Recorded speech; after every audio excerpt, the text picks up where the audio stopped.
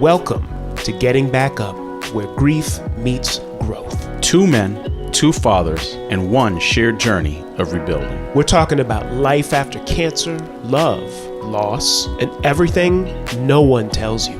Well, let's get into it. So let's talk about where we are now. So talk to me what's going on. Discuss with me, household, what's going on there, and just everything. Yeah, it's interesting. I think so. I am about to be married 5 years, which feels crazy because I never thought I would get married again. I didn't. Let me say this differently. I didn't exclude it after Janice passed away. It wasn't off the table, right? But there was a part of me between the trauma that was just like, I'm not doing this again. Yeah. Right. So I'm not only the experience of going through cancer treatment, but just marriage. Yeah. Okay, I mean, like, I'm going to be very honest. I had a difficult marriage, right? Part of it was our own past, the baggage we brought to the table, as well as the things we created in the marriage, right? And I think those are real things you factor into. Those are real dynamics that you deal with day to day in marriage, and then dynamics that you have to understand how they play into. Okay, well, my wife has cancer. Yeah. Right. So I didn't think I was going to get married again. I also didn't think that I would fall in love so soon with somebody else. And that was important. I think that's an important part of the story because, as we'll talk about it, like nobody can tell you when to move forward. Yeah. Right. And I think a lot of people a lot of people will come and talk about when do you move forward? Everybody's different. Right. Right. And they haven't had the same experience. They haven't been in the household that you've been in. Exactly. And let me go back as you talk about where you are today. Something you said to me that sticks with me is that if the cancer didn't kill Janice. Yeah. The marriage would have. The marriage would have. Yeah. So if the cancer had not killed her, the marriage would have killed Janice. Exactly. Yeah. Right? Like it and so is that programming in a household where you thought you could be married and what have you, and then now you're entertaining when it makes sense something else and falling in love. So that's deep, bro. So I am 5 years married to my wife, Jordan. She is amazing. By no means is our marriage perfect because no marriage is perfect. But I think we take the time to understand each other and what we're going through. And I appreciate that because I didn't feel like I had that, like time and the patience element. But I think the other piece, right? So Janice and I have had 3 children together, right? So 2 biological together, and then I have a stepson. And then now I have a new child with a 4-year-old with Jordan, right? So like the complexity that I brought to the table with this single woman who didn't have to endure and take on all this complexity. Yeah. Right? Like that's I think it speaks a lot to her character, but I also think it speaks a lot to the patience and the thoughtfulness that she came into our life, right? Because I was where you are. I was living in my it's me and the kids bubble. Yeah. Right. And this woman came and she stepped in and said, I'm gonna come and check for you. Yeah. Right. But it wasn't, I'm gonna give it all to her. Right. Because you knew all had been different during this time. Yes. There's too much to lose at this point with children. Yeah. There's no games. Right. There's no games. Right. Yeah. So I mean, my kids were my priority. Yeah. And they still are the priority. They are the priority for us. Right. But so I've got 3 girls, stepson, a 30-something-year-old stepson. I'm in like all the transitions of life. I'm in like the 4-year-old turning, coming out of the terrible everything's. That's some energy right there. Yeah, the 15-year-old who's navigating her, freshman in high school, navigating the 20-year-old who's trying to figure out what she wants to be when she grows up, and college and what's next, and then the 30-year-old young man who is like every black man, just trying to figure it out. Yeah. Right. So that's where I am today. And I feel blessed, to be honest, that I have all the lessons that I've learned from that experience with Janice, positive and some negative. Right. I think I truly learned what love was and what the vows meant when Janice got diagnosed. Yeah. Right. So that's kind of where we are now. And it's been, it's sometimes I stop counting the time, but it's 7, almost 8 years now since she passed away. And there are many days now where I don't think about her in the context that I thought about missing her before. I always think, like, you're always going to think, but it's a different context, right? It's different. Do you also feel, certainly we talked about and will continue to speak about triggers. Do those still appear? And what you had before, and not a comparison to what you have now as better or anything like that, but just something we talked about a little earlier today about, the challenges that still come up in relationships, whether it's finances, whether it has to do with just time management of your own or hers, and being mindful of that kind of space for one another, because once you kind of get filled back up on your own, then you can kind of come together strong too, and how important that could be and that kind of thing. Absolutely. And I think those are things that, the triggers are there. Yeah. Right? The triggers are there. I mean, I walked after Janice passed and I decided to start dating. I'm, meeting different women, talking to different women. I knew my wife already, or my now wife already. We knew each other. We were friends. Later down the line, we're both seeing and aware of our red flags, right? I was aware of the red flags that I didn't want to deal with, right? Or the things that I was like, well, we gotta nip that in the bud. Like we can't, I can't go into another relationship with that thing, right?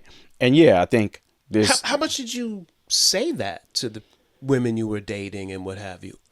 Or was it just... sometimes I did say it, right? Sometimes I did say, oh no, like, you haven't asked me about my kids, last 2-3 times we talked. Yeah. Like, no. Right. And that was like, oh, well, it might be too, I didn't know it'd be uncomfortable. They're here. My kids aren't uncomfortable. It's not uncomfortable for me. So, I think red flags. It's part of your life. It's part of my life. Yeah. It's not. So that's not an eggshell to walk on. My kids are not eggshells. Right. So that to me was like a part where it's like these red flags, but then it's the things I want to do these things differently. Right. Because it's not all about red flags that I see. It's about red flags that people see in me that I know are going to be a problem in my next relationship, and being aware of what were the issues that Janice had with me, as much as what were the things that I had issues that I had with her. It was also like, what issues did she have in me? Yeah. And like, how can I make sure that I'm paying attention to those? But it's also, like, get into arguments about money. Like, I don't want to argue about money anymore. Yeah. Like, it's a trigger for me. Like, I don't want the argument. Like, I don't want it to be like, oh, we going back and forth about money. Like let's just fix it. We on the same page. Like, or whatever. And I think those are things that you just take away. Yeah. And also, like, how do you parent together? How is this new person? How are we going to parent together? How are they going to protect my children as much as I have protected them. Right. And how are they going to merge into this family and my family merge with them, and we become this new thing, right? Which is further down. The road. We're talking about. Yeah, but I mean, you think about that. I mean, there's a part of your dating phase where you're like, okay, I'm not. You already married. have the checklist. Yeah, you already got the checklist. Okay, my wife passed. I'm ready to move on. I can kind of do my thing. Mm-hmm. But you don't recklessly date. Like, I didn't. Like, I didn't recklessly date.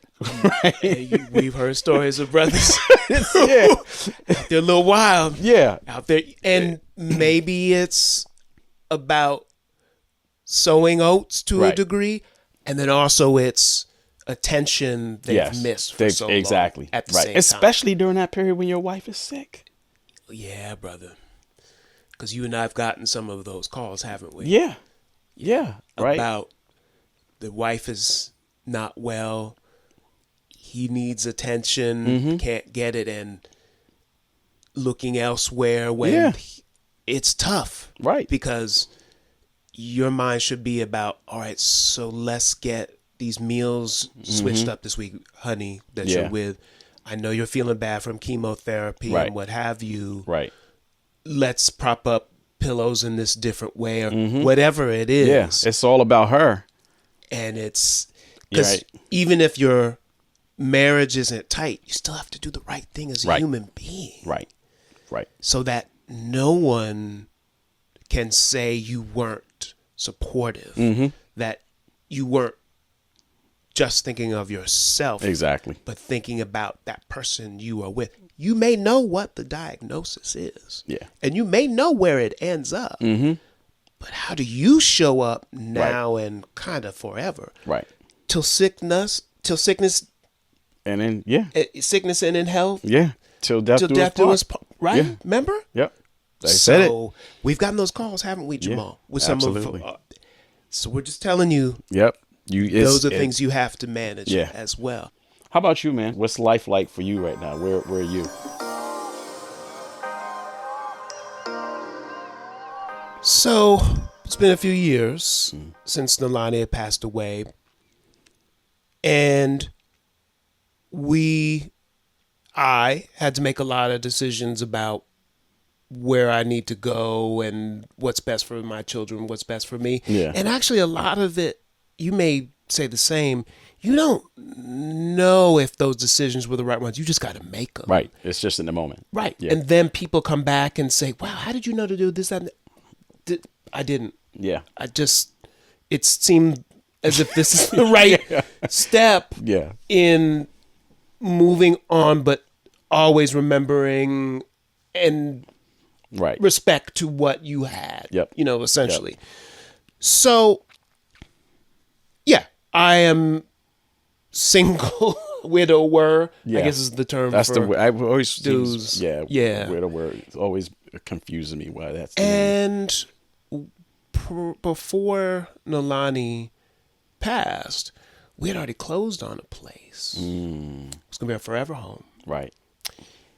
Got out of that deal. I think this is important because the decisions we make that we now have to change, because what is best for your situation, your children, as it relates to the whole structure of job and all of that stuff. So I got out of that deal. Everybody understood, and I got another place eventually. Yeah, just make sure that girls were in good shape. Yeah, stayed in the same routine they had before. Going to the same schools, doing all the same activities that they were doing. However, also talking to those who knew them, particularly their principals and stuff. And we can talk about this as we kind of go through these. But getting your team together. Yeah. I'm doing the short version. That's important to, Getting the team together, it's connecting with the principals at their schools and go, hey, this is what happened. This is their mother passed. Here are some things that you may see that change in their demeanor, their energy level day to day. I need y'all to know. You don't need to tell everybody at school. Yeah. But those who need to know as far as teachers, counselors, whatever the case may be. Yeah. It's crazy because like you're speaking about that, and I forgot about that. Yeah. Right. Like I like it. It's causing me to kind of go back and think like, wow, like I forgot about the meeting the principal and the school counselor and checking in with them and then getting a phone call. And like, I forgot about that. Yeah. So I'm glad you brought that back up. Yeah. Yeah. Yeah. These things, you just do that. And not acting on my own either, Jamal, on a lot of this. Meaning, I was consulting with a couple of different people. One woman in particular, a friend of ours, who is a friend of Nalani's, who we'll have on the show, because her perspective will be different because she lost her husband to brain cancer. It's crazy. And she'll talk about her dynamic. Right. Yep. And then also seeing this man who is trying to keep up the macho bravado, let's stay in there, and he's military and the whole deal. Right. And just keeping up appearances when everything was kind of coming to an end. So just as it relates to me now. So just trying to get through everything and making sure the girls are fine. It's been a couple of years since Nalani had passed, as I had mentioned. Just trying to keep the routine and then learning things. Girls and I talk a lot, just overall, not necessarily about absence and loss. Yeah. But just overall, it's really important for them to know I'm here, and also I'm going through some stuff. Yeah, yeah. How do you how have you found kind of being able to be present for them while at the same time, like again, you're still it's I mean, 3 years, 2.5, 3 years is a long time, but it's not right. So how have you found kind of like navigating, engaging them? You know, at this point in time, with everything, with the decisions you're making, why you're making the decisions, like what's that been like? I'm really honest with them to the degree that a 13 and 15-year-old now, when they lost their mother, they were 10 and almost 12. Yeah. So it's continuing the lessons Nalani and I taught them throughout their lives. Yeah. We're raising independent women up in here. Right. Okay? Yeah. We want to teach you these life lessons so you go out there and you're just, whatever comes, you're able to deal with that. And the extension of your family, all of that. So I carried all of that forward. Yeah.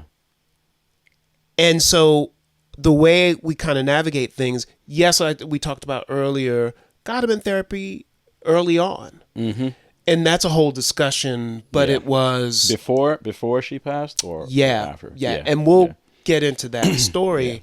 However, it was, they need somebody other than me and aunties and play aunties to speak to, and that is important as well. And so somebody outside of that. So the way we navigate is that I even let them know, hey, I'm having a tough time at certain points. Yeah. This is tough for me too, because I've lost my wife. Right. And you guys have lost you ladies have lost your mother. So I have times where I may stop a moment. I can openly cry if I hear a New Edition song or something from Janet Jackson, or some movie with a cancer diagnosis. Oh my goodness! And oh gosh, a commercial. What are you talking about? Movie? It could be a commercial. Oh jeez. Dang, everybody got cancer. Yeah, I know. For me, I remember like I felt like every time I turned on the TV after she passed, everybody had cancer. Like every movie, every TV show, like the dog got cancer. Because they got drugs for the cancer. For sure. It was everybody. It was everywhere. And maybe like because you could become hyper sensitive to it. I don't know what it is, but that's like the diagnosis of choice for entertainment. Yeah, and this is important because this is real. Yeah. Because especially for those listening to us who just lost somebody. Yes. Or somebody's going through chemotherapy now, whatever stage of cancer they are. I think that was it is, all right, this is coming on this movie or this commercial about cancer treatment. Folk are looking at me to see how I'm responding to that. Or self-check. It's okay. I'm not as emotional anymore. As the time goes by, and both reactions are fine. It's fine. And I'm not giving any plugs to any movies because we're not getting paid for that yet. Like when it start happens, then the plugs will happen. But I remember watching a movie with Jordan. This is again, I guess a couple years after Janice passed, and we're watching. Oh, she's like all hyped about this movie. And she's watching it, and or we're watching it, and she's sitting there, and then like you get to this critical point in the movie where you kind of get to like, wait, why doesn't he have a wife? Where's the wife? Oh man, he's got the kids, and all of a sudden, like you see her, like Jordan's body language change. She's like, oh shit. Like she just looked at it, and she just looked like she was like, I forgot about this part. Damn. Right. And then, then like the dialogue happens, and the part, well, since mom passed or such and such, and you're like, and I just look at her, and I felt bad for her at that moment, but tears are welling up in my eyes, like, God damn it, And we talked about it the other day, like it's 3 years later for you, almost 3 years, and almost 8 years for me, and you still like get there to talk about where we are now, right? You still get there, and you're like, oh my God, another somebody else. Like it's crazy. So but that's definitely the case, man. Yeah. So interestingly, I've started dating. Okay. At this point, and I think that's a whole topic. That's a whole because it's 2 or 3 episodes. Probably, we'll approach it the right way. Yeah. And the part of it is about computer love and all that, these sites and all that. So we can kind of talk about that and what have you. But let's keep moving, Jamal. Yeah. Let's get off that topic. And so, but couple of children still, as I've mentioned. I have 13 and 15-year-old now. You're in the trenches. Yeah, man. You're in the trenches. So we doing high school, and as a father, seeing your child grow taller and putting on a certain shape that you just weren't expecting. You knew it was coming, but you didn't know how to prepare for it. And it's, wait, do we have something baggier maybe you could wear? Right. You know what I'm saying? So all of that, Jamal, you're in the box too, brother. Yeah. No, I appreciate that sweats are a thing right now. I appreciate that. Yes.